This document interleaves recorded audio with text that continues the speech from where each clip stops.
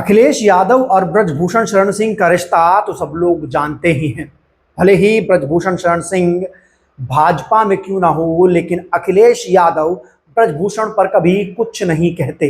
ये कहा जाता है कि ब्रजभूषण और अखिलेश के बीच के जो रिश्ते हैं वो भाजपा और सपा जैसे नहीं हैं, उनके रिश्ते बेहतर हैं, अच्छे हैं। अखिलेश यादव ब्रजभूषण की तारीफ करते नजर आते हैं और ब्रजभूषण अखिलेश की तारीफ करते हुए नजर आते हैं।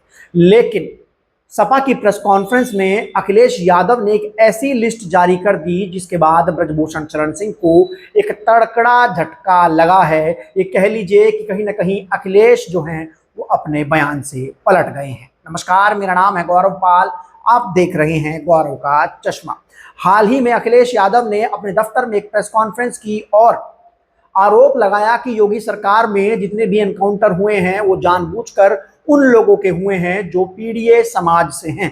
ऐसे में इस बीच एक स्लाइड जो है वो अखिलेश के पीछे प्रेजेंटेशन में चली जिसका टाइटल था यूपी के वो अपराधी जिनसे हाईकोर्ट ने, वो बाहुबली जिनसे हाईकोर्ट ने उनके आपराधिक मुकदमा का ब्यौरा मांगा है। अब इस लिस्ट में ब्रजभूषण शरण सिंह का भी नाम शामिल था। वैसे तो अखिलेश यादव ब्रजभूषण शरण सिंह के साथ उनके खराब समय में खड़े होते हुए नजर आते हैं, उनके ऊपर कोई भी राजनीतिक टीका टिप्पणी नहीं करते, उनकी तारीफ करते हैं। लेकिन ये जो लिस्ट हाईकोर्ट की ओर से जारी हुई जिसमें हाईकोर्ट ने उत्तर प्रदेश के सभी बाहुबलियों के आपराधिक रिकॉर्ड गृह मंत्रालय से मांगे थे, उनके लाइसेंसी बंदूकों के रिकॉर्ड मांगे थे और उनकी सिक्योरिटी के रिकॉर्ड मांगे थे, जिस पर जांच की बात कही जा रही थी, उसको अखिलेश यादव ने सार्वजनिक कर दिया और अपने प्रदेश अध्यक्ष से उनके नाम पढ़वाए।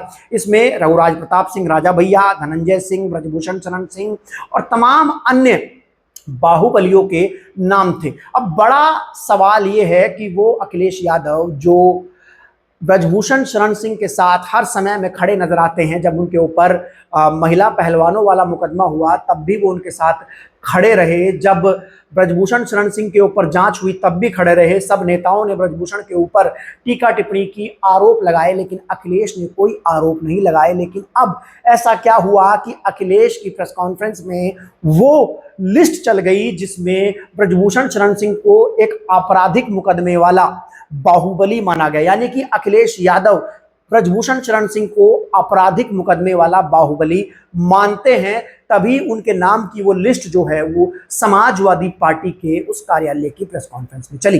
ये एक बड़ा झटका ब्रजभूषण शरण सिंह के लिए बताया जा रहा है। बीते दिनों कुछ अटकलें भी चल रही थी कि ब्रजभूषण शरण सिंह समाजवादी पार्टी के साथ आ सकते हैं, वो अपनी बेटी को, शालिनी सिंह को, समाजवादी पार्टी से चुनाव लड़वा सकते हैं, वहां से नोएडा से बीजेपी कैंडिडेट के खिलाफ, यानी कि राजनाथ सिंह के जो बेटे हैं, जो विधायक हैं नोएडा से, उनके खिलाफ चुनाव लड़वा सकते हैं। और ब्रजभूषण शरण सिंह की और अखिलेश यादव की जो जुगलबंदी थी वो सोशल मीडिया पर खूब वायरल रहती थी। लेकिन अब जब अखिलेश के दफ्तर में एक ऐसी लिस्ट जारी हुई जिसमें ब्रजभूषण शरण सिंह को आपराधिक मुकदमे वाला बाहुबली मान लिया गया है, तो उसके बाद बड़ा सवाल ये उठता है कि क्या अखिलेश यादव और ब्रजभूषण शरण सिंह के बीच जो रिश्ते हैं, क्या उनमें कोई खटास आ गई है?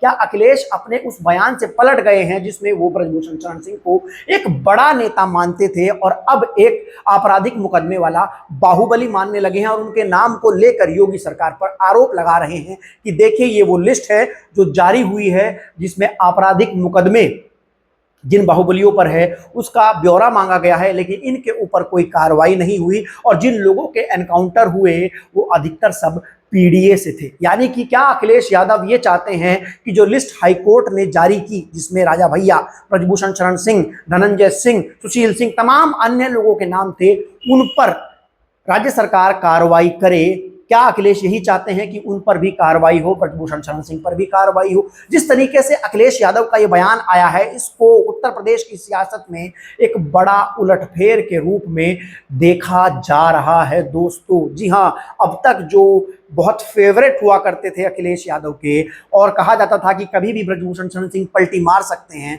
अब वो ब्रजभूषण शरण सिंह जो हैं वो अखिलेश के फेवरेट नजर नहीं आ रहे हैं। क्या अखिलेश योगी सरकार को टारगेट करने के लिए ब्रजभूषण शरण सिंह का इस्तेमाल कर रहे हैं? और अब ब्रजभूषण शरण सिंह क्या करेंगे जब अखिलेश उनको आपराधिक मुकदमे वाला बाहुबली मान बैठे हैं? अब तक तो ब्रजभूषण भी अखिलेश के पिता मुलायम सिंह यादव को एक खानदानी नेता कहते थे, अखिलेश को एक बड़ा नेता कहते थे।